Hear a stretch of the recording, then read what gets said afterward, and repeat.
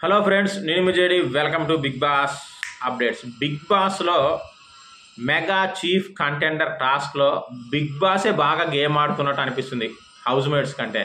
ఎందుకంటే ఆర్డర్ వైజ్గా పేర్లు పిలిస్తే ఫస్ట్ ప్రేయర్ అనేది పిలుస్తాడు. ఒకటే స్టార్టింగ్ కాబట్టి ఆమె మీద అందరు అటాక్ చేయడం, ఆమె టీషర్ట్ చినిగిపోవడం జరిగింది.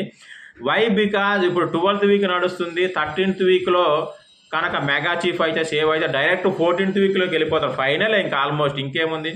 సో అందుకని బిగ్ బాస్ గేమ్ ఆడుతున్నట్టు తెలిసింది. మొత్తానికైతే మెగా చీఫ్ కంటెండర్ టాస్క్ ముగిసింది.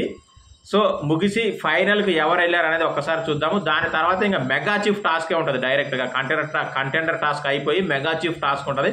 అందులోంచి ఒకరు మెగా చీఫ్ అవుతారు.